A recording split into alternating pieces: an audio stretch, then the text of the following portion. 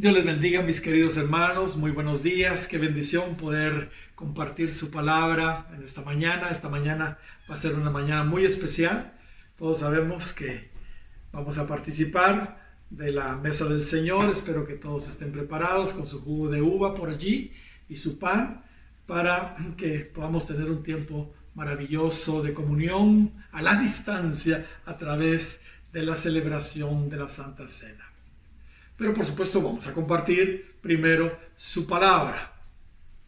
En estos días, hermanos, finales en que nos encontramos, aquellos que tenemos algún entendimiento en los tiempos, la verdad, no podemos ignorar lo que está sucediendo hoy a nivel mundial.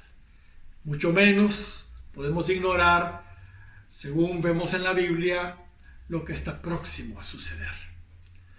Después del principio de dolores, que es lo que estamos viviendo hoy en la actualidad, lo que claramente hemos visto en su palabra es que viene un gran avivamiento, el más grande avivamiento que jamás haya habido. Así que, hermanos, perdónenme si últimamente he tenido un poco de fijación en ese tema, pero la verdad considero muy importante hablar todavía más al respecto. Comenzaré diciéndoles lo siguiente. Al estudiar las fiestas de Jehová, recibimos mucha luz acerca de los avivamientos. En realidad, mucha luz. Todos sabemos que Dios estableció 7 solemnidades principales en Israel. Todas ellas, de alguna manera, nos dan luz acerca de los avivamientos. Las 3 primeras, la Pascua, panes sin levadura y primicias, se celebraban en el primer mes, en el mes de Nisan o Aviv. La cuarta fiesta, la de Pentecostés, se celebraba en el mes tercero, en el mes de Sivan. Y las últimas 3, la de las trompetas, la de la expiación y la de tabernáculos, se celebraban en el 7º mes, o sea, el mes de Tisri. En realidad, estas 7 fiestas, se convertían en tres grandes solemnidades. Dice Deuteronomio capítulo 16 y versículo 16, 3 veces cada año aparecerá todo varón tuyo delante de Jehová.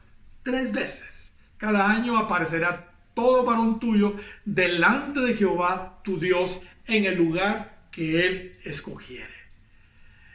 En la fiesta solemne de los panes sin levadura, o sea, la Pascua, panes sin levadura y primicias, ahí las 3 unidas, y en la fiesta solemne de las semanas, o sea, Pentecostés, se le llama semanas porque 7 semanas había de distancia entre la Pascua y Pentecostés, y la tercera, y en la tercera es la fiesta solemne de las trompetas, gloria al Señor, la de los tabernáculos, y ninguno se presentará delante de Jehová con las manos vacías.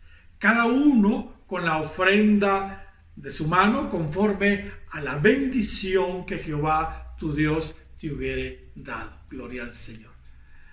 Así que las 7 fiestas se convertían en 3 grandes solemnidades donde todo varón principalmente debía ir. Por supuesto, ellos iban con sus familias, pero se les habla a ellos porque ellos son los responsables.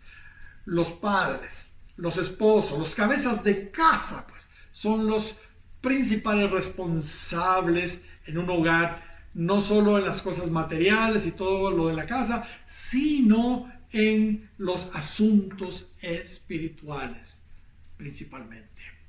Ahora, cuando hablamos de la fiesta de Pentecostés, la segunda gran fiesta, ¿verdad? Y cuando hablamos de la fiesta de los tabernáculos, la tercera gran fiesta, no tenemos duda de relacionarlas con avivamientos. Pues como todos sabemos, el primer avivamiento de la iglesia empezó precisamente en ese día de la festividad judía de Pentecostés, ahí en el aposento alto según Hechos 2. Y con respecto a la tercera fiesta, la de los tabernáculos, igual. No tenemos ninguna duda que está relacionada con avivamiento. Esta fiesta en particular definitivamente nos habla del gran avivamiento final que pronto viene. El pastor Bailey dice que la fiesta de los tabernáculos nos muestra aspectos del avivamiento como la restauración, porque muchos van a ser restaurados, muchos caídos, ¿verdad? La cosecha de almas, porque muchas nuevas almas van a llegar al Señor. Va a haber mucho gozo también en el avivamiento postrero. Va a haber mucha gloria. Estos son aspectos del avivamiento que nos presenta la fiesta de los tabernáculos, dice el doctor Bailey. También mucha unidad, va a haber reposo y, por supuesto, la manifestación o la revelación de Cristo en su iglesia. Todo eso viene, mis queridos hermanos. ¿Ok? Pero, ¿qué podemos decir de la fiesta de la Pascua? En realidad, hermanos, creo que hemos sido injustos al no asociar como debiéramos esa fiesta con avivamientos también. La verdad, esa primera fiesta, la de la Pascua, al igual que la segunda, o sea, la de Pentecostés, y la tercera, o sea, la de Tabernáculos, igual está asociada con avivamiento, Pensemos por un momento. ¿Acaso la salida? Pensemos en eso. ¿Acaso la salida de 3 millones de judíos de la esclavitud en Egipto, precisamente cuando se celebraba la Pascua por primera vez en su historia, no fue un extraordinario avivamiento?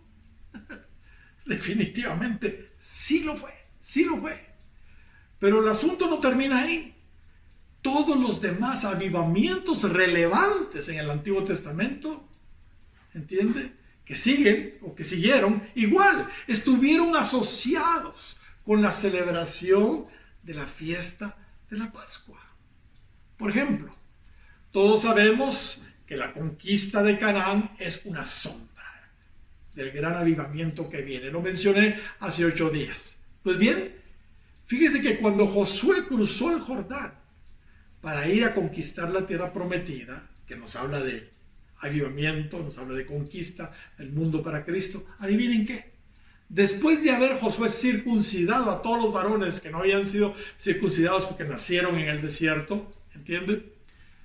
Después de haberlos circuncidado, dice el capítulo 5 de Josué y versículo 10, y los hijos de Israel acamparon en Gilgal, ¿y qué dice?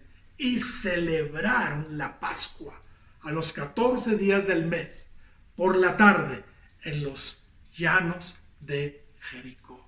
Gloria al Señor. Y en los días de Ezequías, del rey Ezequías, este preciado hijo de Sión, el reinado de Judá también, hermanos, experimentó uno de los más grandes avivamientos del Antiguo Testamento durante la fiesta de la Pascua. Fue durante la fiesta de la Pascua. Ezequías incluso invitó al reino del norte, o sea, a las 10 tribus del norte de Israel, a participar de ese avivamiento. A propósito, esa Pascua resultó ser extraordinaria, pues debido a la gran cantidad de gente que esperaban, el rey y los príncipes del pueblo mejor acordaron celebrar la Pascua un mes después, o sea, el 14 del segundo mes, no del primero, ya que no había suficientes sacerdotes preparados para atender a tanta gente. Un tremendo avivamiento, pero ¿qué día fue? El día de la Pascua, de la celebración de la fiesta de la Pascua. Segundo de Crónicas, capítulo 30 y versículo 26, nos dice que en esos días hubo entonces gran regocijo en Jerusalén, porque desde los días de Salomón, hijo de David, rey de Israel, no había habido cosa semejante en Jerusalén.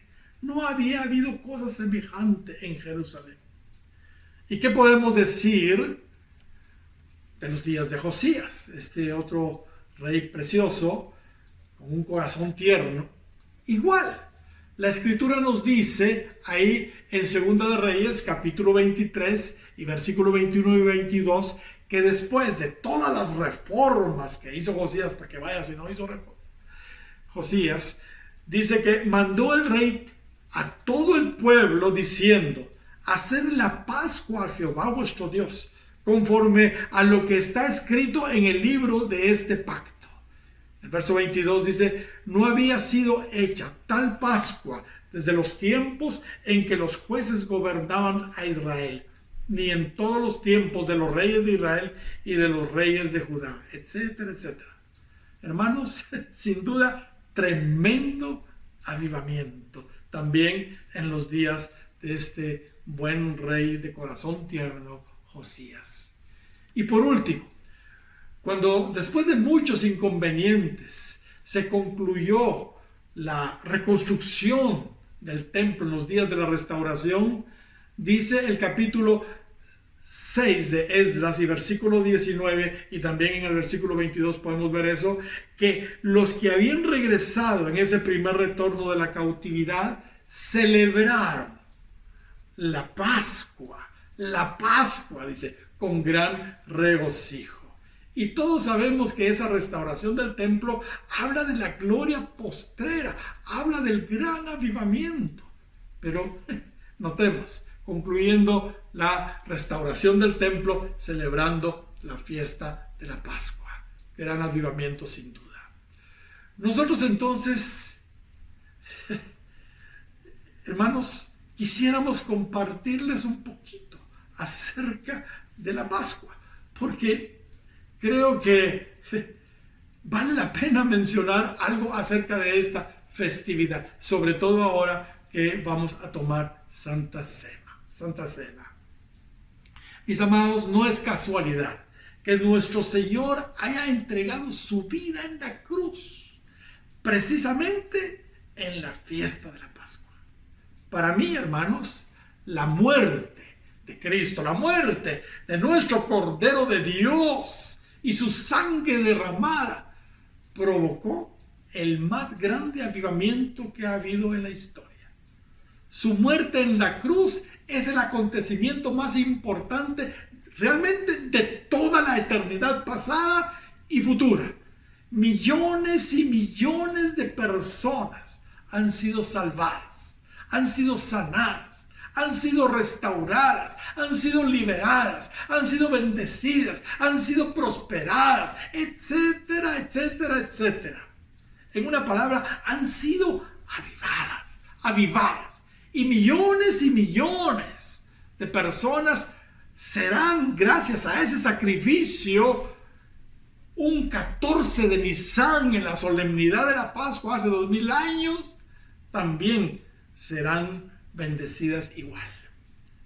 Gloria a Dios. Esto es, sin duda, algo que tenemos que considerar seriamente. Así que les decía, debido a que vamos a tomar hoy Santa Cena, sentí del Señor compartirles algo acerca de la Pascua, que como vimos apunta también a esa gran gloria postrera que pronto viene. Comenzaré diciéndoles que el Señor estableció la Pascua, la fiesta de la Pascua, justo antes de enviar la última plaga a Egipto. Esta plaga de los primogénitos, de la muerte de los primogénitos. Justo antes también de la salida del pueblo de Israel de Egipto. La primera vez, hermanos, que se celebró la Pascua fue precisamente cuando Israel estaba siendo liberado de Egipto. En realidad, gracias a la celebración de la Pascua, los israelitas fueron libres de ese cautiverio. Mientras todos los primogénitos de Egipto estaban muriendo y había, hermanos, dolor y muerte, ¿verdad? Los israelitas, por el contrario, estaban siendo protegidos y salvados. Dios les había mandado que sacrificaran un cordero y que aplicaran la sangre en los postes y en los dinteles de sus casas. Y esto los resguardó y los liberó. Gloria al Señor. En los postes y en los dinteles. Ellos tenían que aplicar la sangre del cordero que habían sacrificado en la Pascua, y eso los resguardó y los liberó. Gloria al Señor. Por supuesto, hermanos, esto a nosotros nos habla de la experiencia, sin duda, de la salvación. al recibir a Cristo como nuestro Salvador personal y reconocer que Él, como el Cordero de Dios que quita el pecado del mundo, murió por nosotros, fuimos liberados del pecado y de la misma muerte eterna por su sangre derramada. Así como sucedió con los judíos en ese entonces. Recordémonos que Romanos capítulo 6 y versículo 3 nos dice que la paga del pecado es muerte.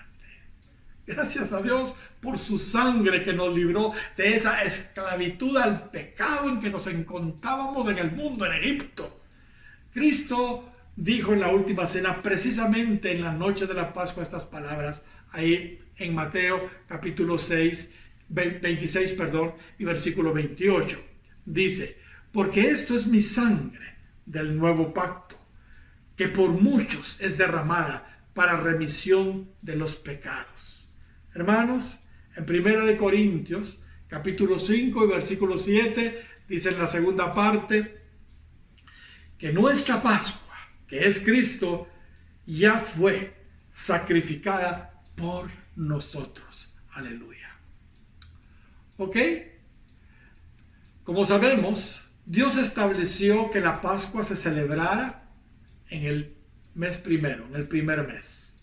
Levítico capítulo 23 y versículo 5 nos dice, en el mes primero, a los 14 del mes, entre las 2 tardes, Pascua es de Jehová.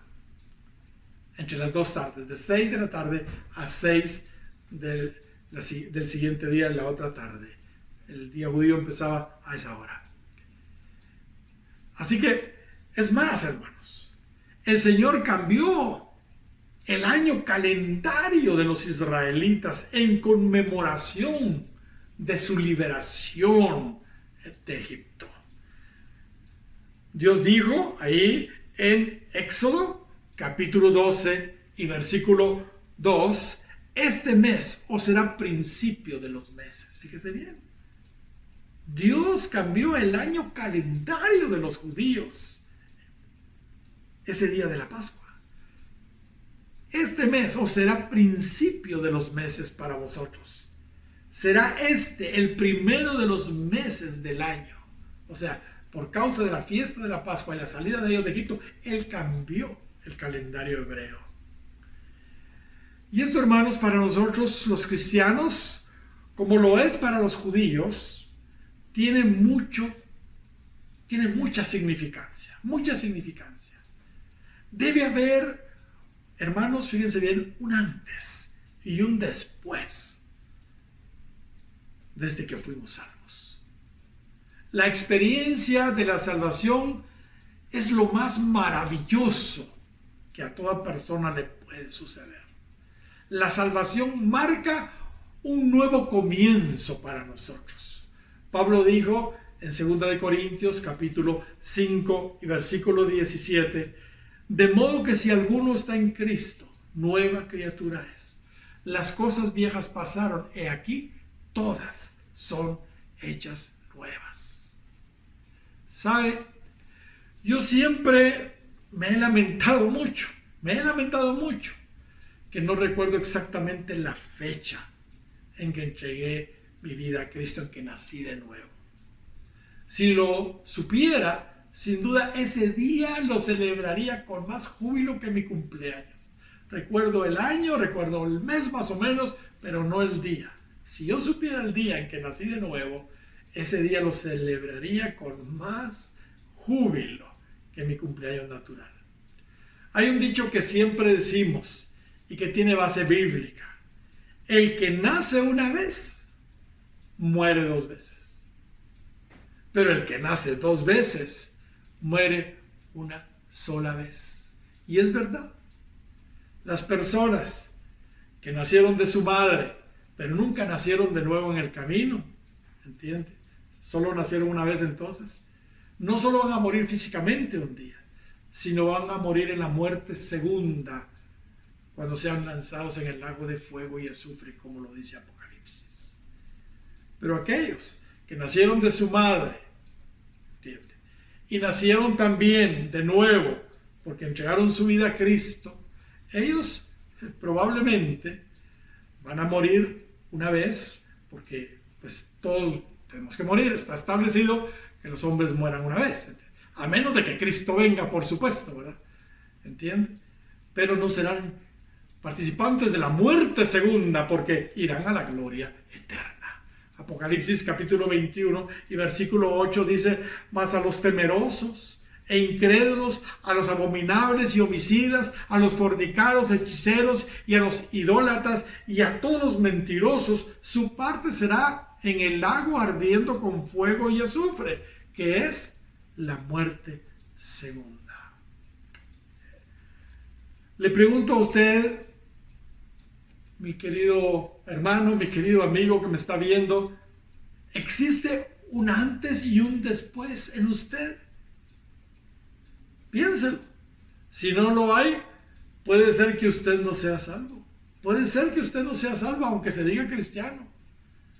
Sin embargo, hoy que estamos hablando de la Pascua, yo creo que es la oportunidad para que ese día marque un nuevo comienzo en usted. Y usted sí tenga un antes y un después en su vida. Gloria sea el nombre del Señor. Veamos ahora lo que se nos sigue diciendo de esta celebración de la Pascua. Veamos en Éxodo capítulo 12 y versículo 3. Hablad a toda la congregación de Israel diciendo: en el 10 de este mes, tómese cada uno un cordero, según las familias de los padres. Un cordero por familia. Ay, ay, ay. Me encanta esta escritura. Sobre todo, me encanta ahora que todos estamos en nuestras casas en familia. Y sobre todo ahora también que vamos a tomar Santa Cena también como familia. ¿Sabe? Este detalle nos muestra que Cristo está interesado y trabajando principalmente en las familias. En las familias. Dios está trabajando los matrimonios, arreglando los matrimonios. Dios está también convirtiendo el corazón de los padres a los hijos y el corazón de los hijos a los padres. Dejemos que eso sea una realidad en nosotros. Gloria al Señor. Eso es lo que vemos acá. Dios está muy interesado en la familia. Gloria al Señor. Creo que una de las razones por las que Dios ha enviado esta pandemia, hermanos, es para que finalmente nos unamos como familia, para que podamos compartir juntos, para que podamos comer juntos, cosa que se hace muy pero muy difícil cuando todo está normal, digámoslo. O sea, cuando todo estaba normal, cuando no había esta pandemia, pues. Ahora podemos sentarnos a ver una buena película, por supuesto que edifique, no cualquier basura, ¿verdad? Podemos también orar juntos, podemos sentarnos a la mesa y comer juntos, en fin, podemos jugar un juego de mesa juntos, sano. Qué lindo, gloria sea al Señor. Pensemos en lo que estaba sucediendo en Egipto. En todas las familias de Egipto ese día había dolor y muerte. Cada primogénito estaba muriendo por aquel ángel heridor, ¿entiendes? Estaba siendo, eliminado por el ángel heridor. Sin embargo, en las familias judías había celebración, había vida, gloria sea al Señor. Pero mire qué lindo, si la familia era pequeña, se les animaba a compartir el cordero con sus vecinos. Aleluya. Sigue diciéndonos en el versículo 4, mas si la familia fuere tan pequeña que no baste para comer el cordero, entonces él y su vecino inmediato a su casa tomarán uno según el número de las personas, lo tenían que calcular el tamaño, ¿verdad? Conforme al comer de cada hombre haréis la cuenta sobre el cordero. Gloria al Señor. Hermanos, hoy más que nunca debemos ser solidarios. Hoy más que nunca debemos de compartir con otros, no solo en lo material. Le doy gracias a Dios que varios de ustedes han respondido a nuestro llamado a ayudar a los hermanos que están pasando alguna necesidad. Pero no solo en lo material. Todos debemos compartir a nuestro Cordero de Dios, a nuestro Señor Jesucristo, a nuestro Salvador, a todos los que lo necesiten. Hermanos, el tiempo de compartir el Cordero es ahora, de compartir a Cristo. Gloria sea el nombre del Señor. Sigamos. Como vimos allí en el verso 3 del capítulo 12 del Éxodo, cada familia debía tomar un cordero el día 10 de ese primer mes, el día 10. Y hablar del número 10 es hablar principalmente de la ley de Dios. Los 10 mandamientos, pues. Esto significa que nuestro cordero cumplió con la ley, gloria al Señor, al pie de la letra. Cristo cumplió con la ley al pie de la letra, con los 10 mandamientos. Él dijo en Mateo capítulo 5 y versículo 17, no penséis que he venido para abrogar la ley y los profetas. No he venido para abrogar, sino para cumplir. Sino para cumplir. Ahora, la pregunta forzosa es, ¿y nosotros? ¿Y nosotros? ¿Estamos nosotros cumpliendo la ley? Usted dirá, no, hermano, son muchos sus mandamientos, algunos sí, pero no puedo. Yo le contesto, ni son muchos los mandamientos, y sí puede. Toda la ley y los profetas realmente se reducen a 2 pensamientos, según Mateo 22, versos 37 al 40. Amar a Dios con todo nuestro corazón, etcétera, etcétera, y a nuestro prójimo como a nosotros mismos. Cristo también dijo, si me amáis, guardad mis mandamientos, y Él no nos va a poner algo que nosotros no podamos hacer. Así lo dice Juan capítulo 14 y versículo 15. Si me amáis, guardad mis mandamientos. Y si usted dice que es difícil, le insisto, no lo es. Juan también dice en Primera de Juan capítulo 5 y versículo 3 lo siguiente. Pues este es el amor de Dios, que guardemos sus mandamientos. Pero mire lo que sigue diciendo. Y sus mandamientos no son gravosos. Sus mandamientos no son gravosos. O sea, sí se puede, pues. ¿Sabe? La clave no la dio Cristo. En Mateo capítulo 11, versos 29 y 30. Él dice que caminemos con Él, bajo su yugo. Cuando caminamos bajo el yugo de Cristo, Él hace la cosa y nosotros solo le ayudamos. Entonces, hermanos, cumplir la ley ya no es una carga. La carga se hace liviana, se hace fácil. Eso es lo que dice allí. Gloria al Señor. ¿Y qué más se nos sigue diciendo del Cordero Pascual? ¿Qué más se nos sigue diciendo? Éxodo capítulo 12 y versículo 5 dice, el animal será sin defecto, macho de 1 año. Lo tomaréis de las ovejas y de las cabras, sin defecto. Hermanos, si el cordero que tomaron los israelitas hubiera tenido algún defecto, algún defectito, su sangre no hubiera calificado para salvarlos a ellos. Qué lindo, hermanos. Jesús, nuestro Cordero Pascual, no tuvo ningún defecto, ningún pecado.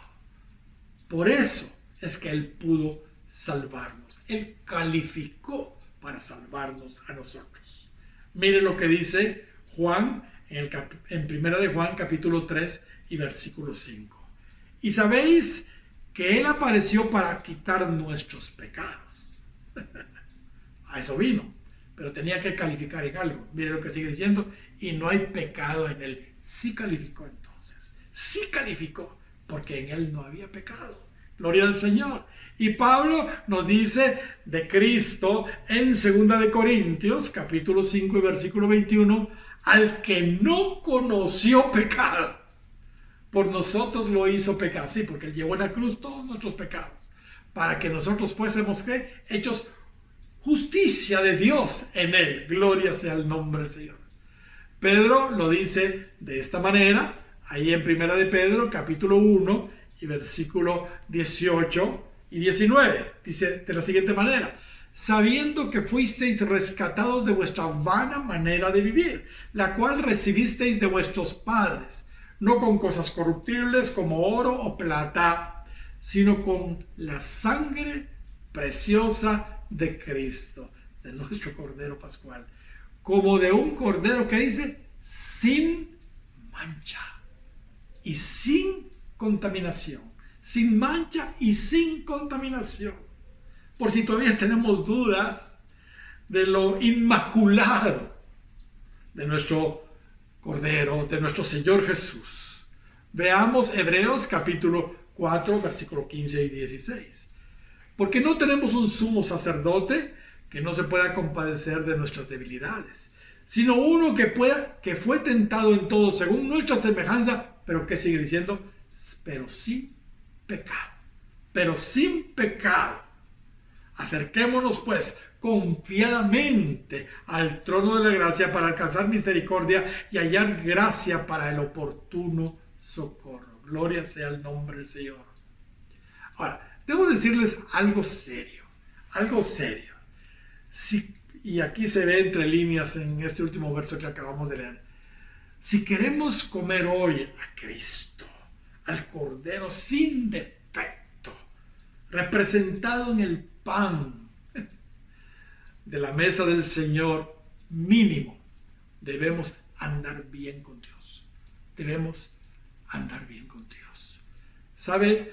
Pablo claramente en 1 Corintios capítulo 11, versículo 27 y 28, nos exhorta a no tomar la Santa Cena indignamente.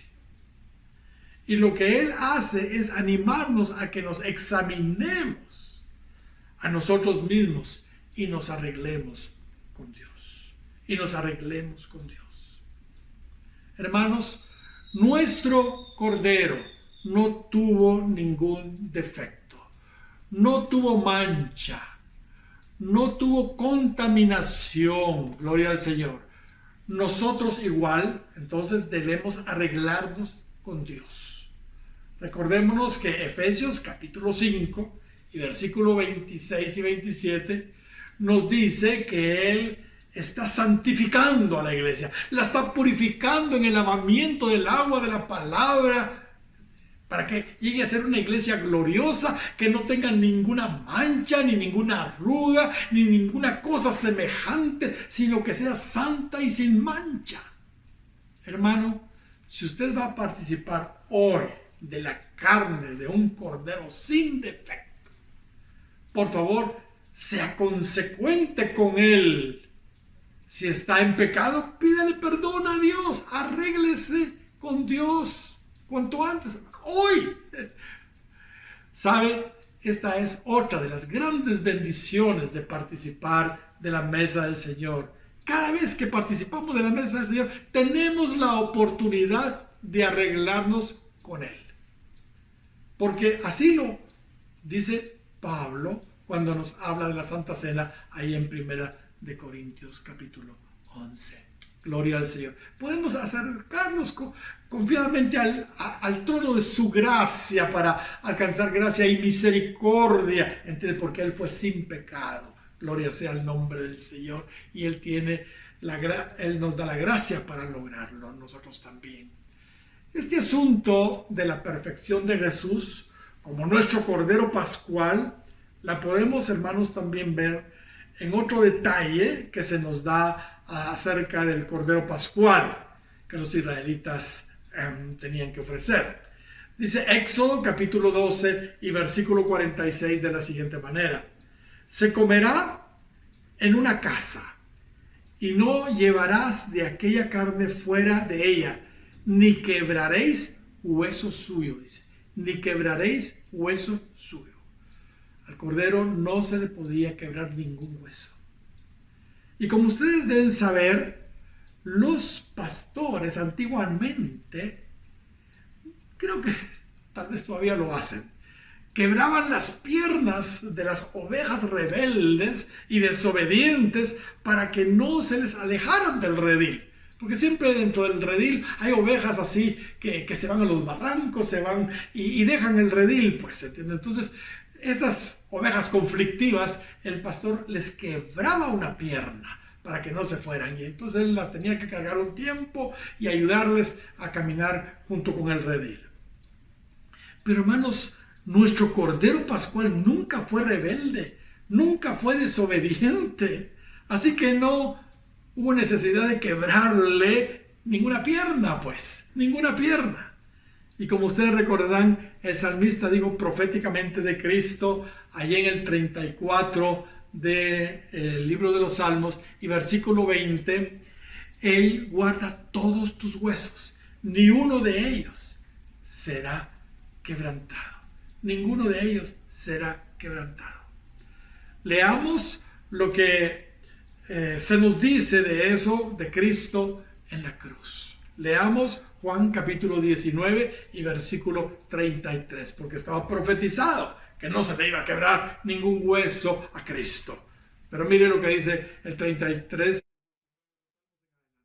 Mas cuando llegaron a Jesús, como le vieron ya muerto, no le quebraron las piernas, como lo hicieron con los malhechores que estaban a la par de Jesús. A Jesús no le quebraron las piernas. Gloria al Señor.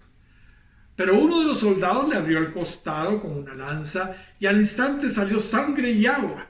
Y el que lo vio da testimonio, y su testimonio es verdadero, y él sabe que dice verdad, para que vosotros también creáis. Juan está hablando que vio esa escena. Porque estas cosas sucedieron para que se cumpliese la escritura, no será quebrado hueso suyo. Gloria al Señor. Qué maravilloso, hermanos. Aleluya. Él nunca fue rebelde. Él nunca fue desobediente. Por eso no le quebraron ningún hueso. Como estamos viendo, nuestro Señor cumplió con cada aspecto, hermanos, del Cordero Pascual del Antiguo Testamento. Aleluya. Pero aún hay más. El Cordero Pascual, como vimos, los israelitas lo tomaron el 10 del primer mes. Sin embargo, lo sacrificaron hasta el día 14. Así lo dice Éxodo capítulo 12 y versículo 6. ¿Por qué razón? ¿Por qué razón? La razón era para examinarlo minuciosamente durante esos 4 días. Para examinarlo minuciosamente durante esos 4 días. Ellos querían cerciorarse si realmente no tenía algún defecto. ¿Sabe? 4 hombres con ojo muy suspicaz, muy religiosos unos y otros muy políticos, ¿verdad? Se encargaron de inspeccionar a Jesús.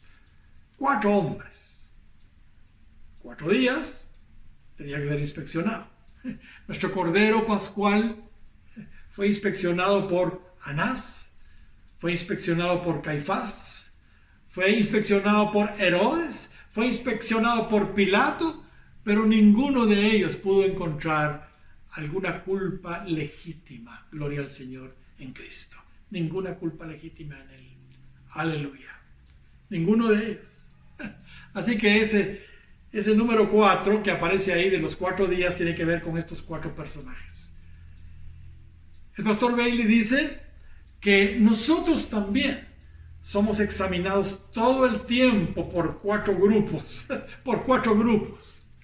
Dice que somos examinados y juzgados e investigados por Satanás y sus demonios. También por el mundo.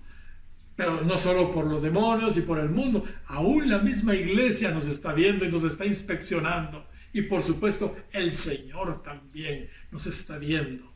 Gloria sea el nombre del Señor. Ahora, hay un detalle aquí en el verso 6 del capítulo 12 del Éxodo que estamos viendo, que debemos ponerle, hermanos, mucha atención. Aquí vemos que toda la congregación del pueblo de Israel inmolaría al Cordero. Toda la congregación. En otras palabras, fíjese bien, quienes crucificaron a Jesús realmente fueron los judíos. Porque todos los judíos sacrificaron al Cordero, a los corderos que ellos tomaron. Los romanos solo fueron en realidad, hermanos, los instrumentos para crucificar a Cristo. Cuando Pilato le preguntó a los judíos en el capítulo 27 y versículo 22, ¿qué pues haré de Jesús, llamado el Cristo? Todos le dijeron, sea crucificado, sea crucificado.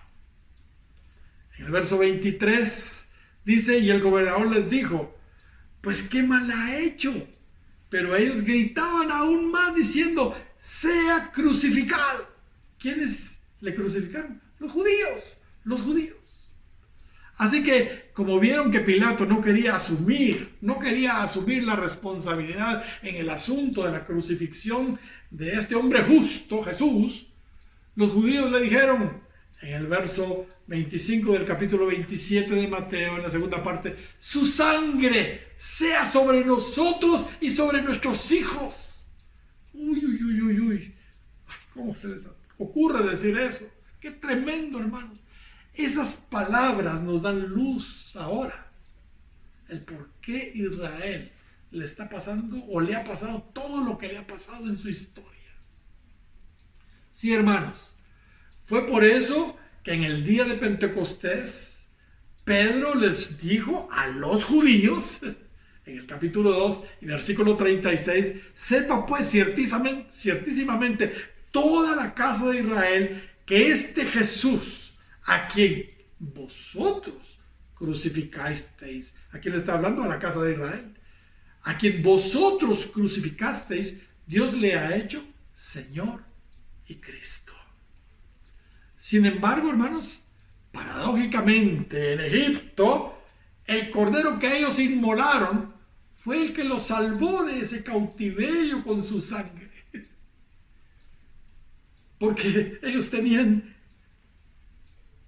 digamos, la sangre en los dinteles y en los postes de sus casas, y ellos fueron libres.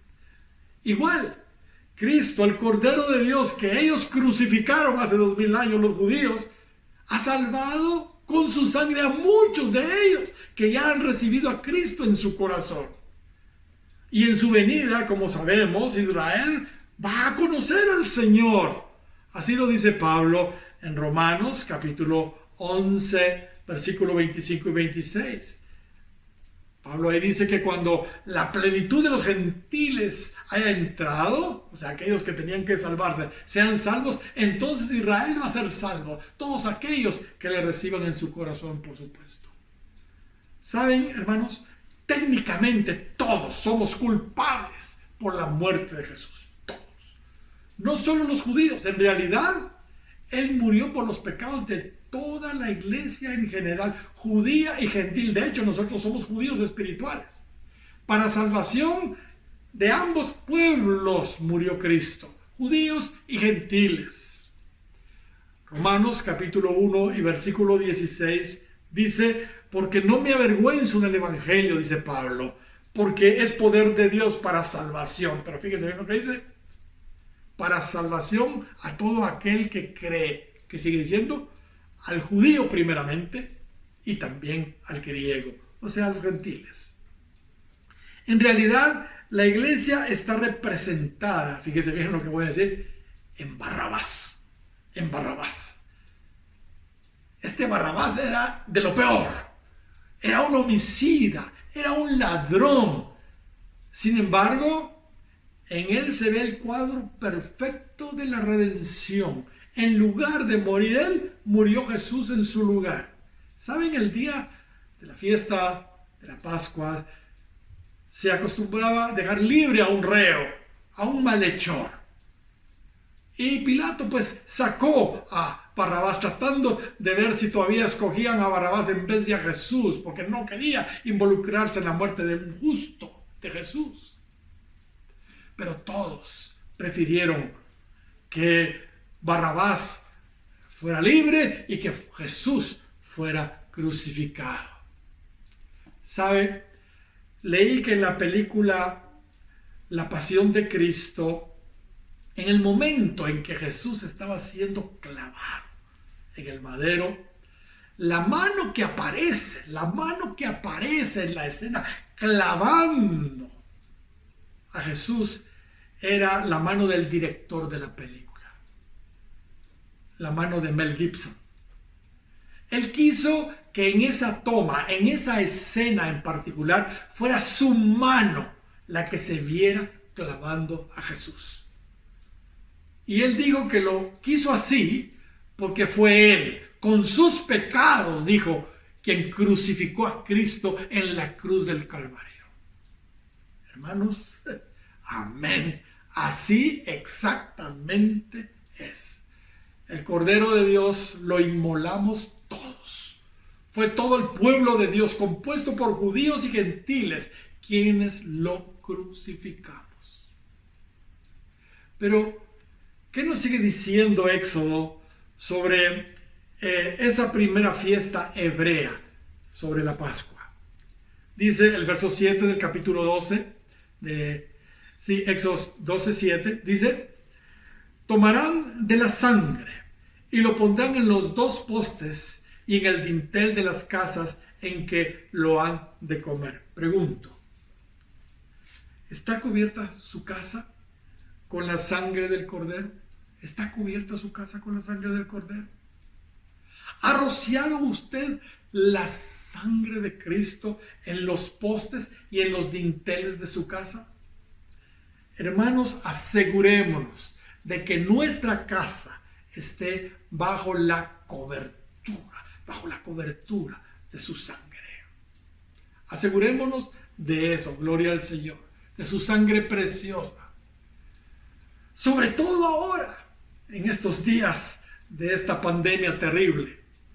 Pero no solo nuestra vivienda, hermanos, también esta casa que somos nosotros. Si la sangre de Cristo no ha sido aplicada en nosotros, hermanos, no nos va a beneficiar de mucho. ¿Entiende? Así que permitamos que la sangre sea aplicada. No solo aprendamos acerca de su sacrificio y de su sangre, sino que sea aplicada en nosotros. Sigamos. En el verso 8 del capítulo 12 del Éxodo dice: y aquella noche comerán la carne asada al fuego y panes sin levadura, con hierbas amargas lo comerán. Ninguna cosa comeréis de él cruda, ni cocida en agua, sino asada al fuego, su cabeza con sus pies y sus entrañas. Ninguna cosa dejaréis de él hasta la mañana, y lo que quedare hasta la mañana lo quemaréis en el fuego. Uy. Aquí vemos muchas cosas, hermanos. Por el tiempo no podemos detenernos tanto y no podemos abarcarlo todo, pero por lo menos algo. Aquí se nos menciona que la carne del cordero, hermanos, tenía que comerse asada al fuego. Asada al fuego. Esto significa que si queremos participar nosotros del Cordero de Dios, de Cristo, debemos estar dispuestos a pasar por las pruebas de fuego. Por las pruebas de fuego. Ciertamente, hermanos, la vida cristiana conlleva muchas pruebas de fuego y padecimientos. Pero tenemos que, hermanos, aceptarlo, recibirlo y experimentarlo. ¿Entiende? Debemos entender que si no tenemos esas pruebas de fuego, no podemos participar de él. No podemos participar de él. A mí particularmente me encanta el cordero asado, me gusta mucho. Cuando hemos ido por allá por Huehuetenango, ahí en las cumbres preciosas de los Cuchumatanes, aprovechamos siempre a comer, ¿verdad? El cordero asado. Hay carne ahí que venden asada de cordero en algunos restaurantes. Ahí en los Cuchumatanes, en la cumbre. Y realmente es delicioso. A mí me encanta eso. Hermanos, Jesús mismo dijo que lo comiéramos, que lo comiéramos para tener vida en nosotros. Para tener vida en nosotros. Juan capítulo 6 y versículo 53 dice: de cierto os digo, si no comieres la carne del Hijo del Hombre, está diciendo que nos lo comamos a él, pues. Si no comieres la carne del Hijo del Hombre y bebieres su sangre, no tenéis vida en vosotros. No tendréis vida en vosotros. Hermanos, tenemos que comerlo. Debemos comerlo espiritualmente, ciertamente, la carne del cordero, pero asada al fuego. Lamentablemente hoy muchos están comiendo al cordero crudo o cocido en agua. ¿Por qué? Porque ellos están resistiendo a las pruebas de fuego directo que conlleva la genuina vida cristiana. Pero hermanos, eso no le agrada al Señor. Hermanos, aquellos cristianos que hemos entendido el asunto de las pruebas de fuego, hermanos, sí estamos comiendo el cordero como debe ser, asado al fuego. Por supuesto, la carne del cordero y los panes sin levadura que se comían en la Pascua también nos hablan de su palabra. Y su palabra, hermanos, como carne debe ser asada, como vimos, al fuego. Pero ahora pensemos de la carne como su palabra, sometida totalmente al fuego para ser purificada. Su palabra, la palabra que debemos comer nosotros de Dios, debe ser purificada. Porque muchos, su palabra no pasa por el fuego. Dice el Salmo 12 y versículo 6, las palabras de Jehová son palabras limpias, como plata refinada en horno de tierra, purificada 7 veces. 7 veces. Uy. Y su palabra como pan, hermanos, debe ser sin levadura, por supuesto. Esto es, entre otras cosas, sin doctrinas, sin enseñanzas erróneas. Mateo capítulo 16, y versículo 12 dice: entonces entendieron que no les había dicho que se guardasen de la levadura del pan, sino de la doctrina de los fariseos y de los saduceos. Mis amados, les digo una vez más lo que siempre les he dicho: no estemos oyendo a tanta gente, a aquellos que no son de casa en realidad. Porque hoy se predica mucha palabra que no pasa, como dije, la prueba del fuego purificador. Mucha palabra no está siendo pasada por fuego 7 veces. Y también mucha palabra también está siendo con levadura, está contaminada con levadura, y no puede ser de esa manera. Y las hierbas amargas que aquí se mencionan, nos hablan, hermanos, bueno, sin duda, de experiencias amargas.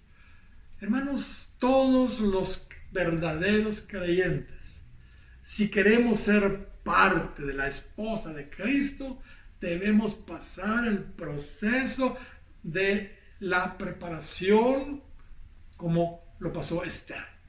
Esther pasó 6 meses en óleo de mirra y 6 meses con perfumes aromáticos. Así lo dice el capítulo 2 de Esther y versículo 12. Para poder llegar a ser la reina, tuvo que pasar por ese proceso. Y como sabemos, la mirra es amarga. La mirra es amarga. Queremos nosotros llegar a ser la esposa de nuestro Asuero celestial, ¿entiende? De Cristo. Debemos de pasar por esos 6 meses, por supuesto espiritualmente hablando, de óleo de mirra. Pero Dios tiene un lindo equilibrio. También nos permite pasar por experiencias agradables, refrescantes, con perfumes aromáticos. Gloria sea al nombre del Señor. Experiencias agradables también nos permite el Señor. Muy bien, ya vamos concluyendo. Por último, 3 cosas más se le dicen a los israelitas de aquel entonces en esa primera Pascua. Y a nosotros, que estamos a punto de comer el equivalente a la Pascua de ellos, la mesa del Señor. Dice el capítulo 12 del Éxodo y versículo 11, y lo comeréis así, fíjese bien, ceñidos vuestros lomos, vuestro calzado en vuestros pies y vuestro bordón en vuestra mano, y lo comeréis apresuradamente. Es la Pascua de Jehová. Gloria al Señor. Yo no sé cómo fue con ustedes, pero en mi caso, hermanos, cuando yo fui salvo, esto que acabamos de leer exactamente sucedió conmigo. Exactamente eso sucedió conmigo. Espiritualmente hablando, hermanos, mis vestiduras largas y sueltas las recogí y las ceñí en mis lomos para no tener ningún estorbo en mi nueva caminata y servicio al Señor. Yo no quería tener ningún estorbo, así que ceñí mis lomos, mis vestiduras, las amarré a mi cintura para no tener ningún estorbo en mi nueva caminata y servicio a Dios. Me puse el calzado inmediatamente, tomé mi bordón y salí virtualmente corriendo, hermanos del mundo, de Egipto. Yo sí quería salir, como aquí dice, apresuradamente de Egipto, del poder del faraón, del poder del diablo. Yo sí salí rápido, hermanos, de Egipto. ¿Sabe? Yo me he puesto a pensar que una de las razones por las que el Señor no nos limita en participar de la mesa del Señor, de hecho, Pablo dice, cuantas veces comiereis de este pan, o sea, no nos limita a participar de la Santa Cena, es para que recordemos lo que Él hizo por nosotros en la cruz. Aquellos que todavía no han sido del todo, no han salido, del todo de Egipto, del mundo, para que ellos lo hagan finalmente. ¿Entiende?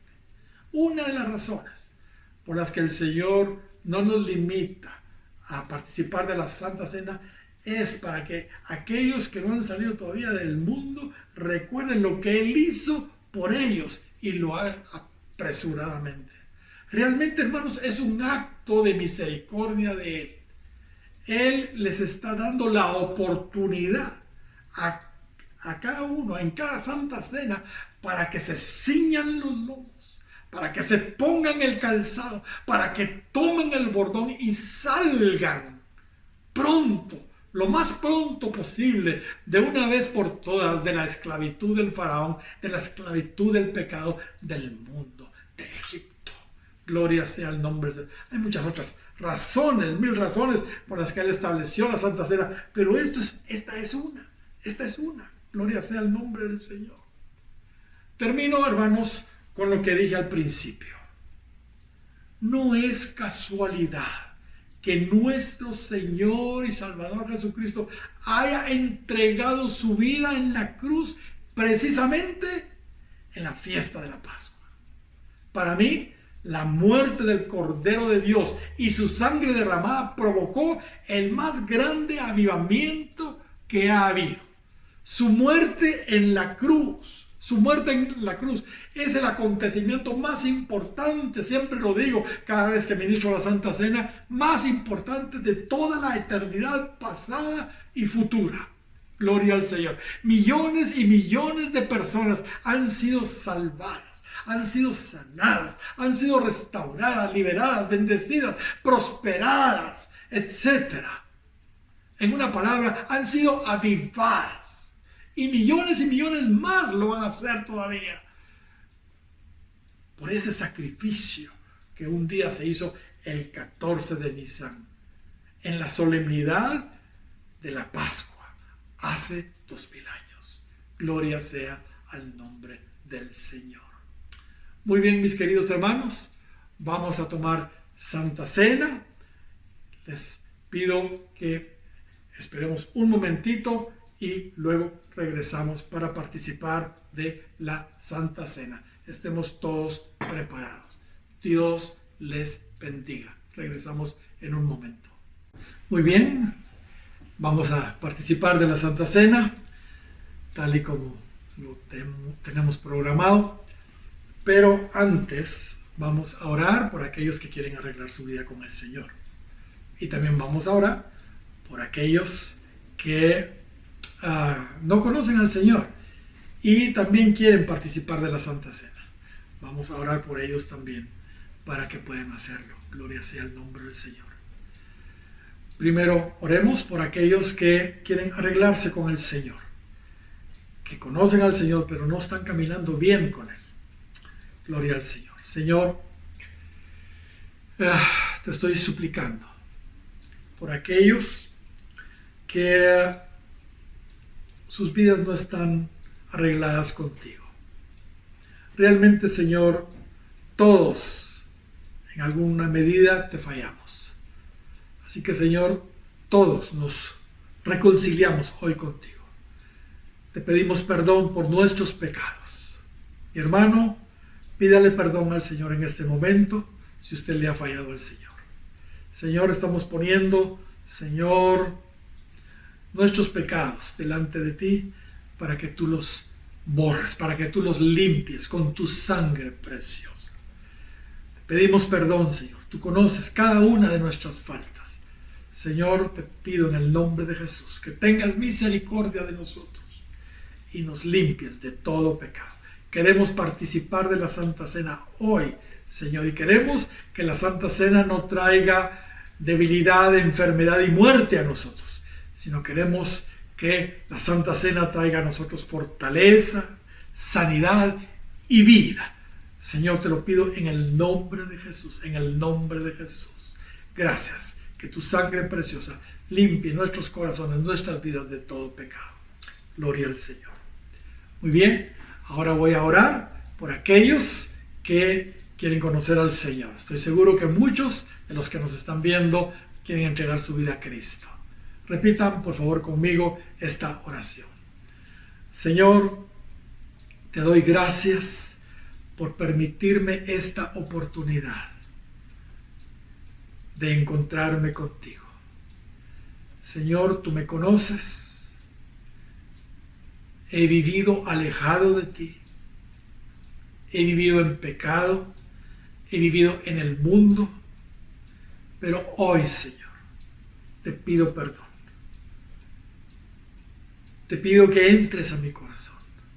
Te pido que me limpies con tu sangre preciosa. Jesucristo, te recibo como mi único y suficiente Salvador. Entra a mi vida y transfórmame. Ayúdame a ya no ser el mismo. Quiero vivir una vida agradable a ti de ahora en adelante. Te lo pido, Señor, en el nombre de Jesús. Perdóname. Gracias, Señor. Gracias, Señor. Amén. Amén. Gloria al Señor. Muy bien. Ahora vamos a tomar todos nuestro pan y nuestra copa y vamos a tomar la Santa Cena. Solo voy a leer, por supuesto, las palabras que el apóstol Pablo escribió a los Corintios en el capítulo 11, versículo 23 en adelante. Todos tenemos ya nuestro pan y nuestra copa listos. Muy bien, si ya todos la tenemos, vamos a orar y leer estas escrituras. Señor, gracias por el pan, gracias por el vino, Señor, que vamos a participar de él, que representan, Señor, tu carne y tu sangre. Gracias, gracias, Señor, porque hoy nos permites participar de ti. Gracias, Señor. Así como los israelitas participaban en la Pascua del Cordero y la sangre los libró de ese cautiverio, Señor, así nosotros hoy estamos participando. Vamos a participar de estos elementos. Gracias, Señor, en el nombre de Jesús. Pablo dijo a los corintios: porque yo recibí del Señor lo que también os he enseñado, que el Señor Jesús, la noche que fue entregado, tomó pan, y habiendo dado gracias, lo partió y dijo: tomad, comed, esto es mi cuerpo, que por vosotros es partido. Haced esto en memoria de mí. Aleluya. Asimismo, tomó también la copa después de haber cenado, diciendo: esta copa es el nuevo pacto en mi sangre. Haced esto todas las veces que bebiereis en memoria de mí. Porque todas las veces que comiereis de este pan y bebiereis de esta copa, la muerte del Señor anunciáis hasta que Él venga. Gloria al Señor. Mis queridos hermanos, comamos y bebamos del pan y del vino en este momento. Gloria al Señor.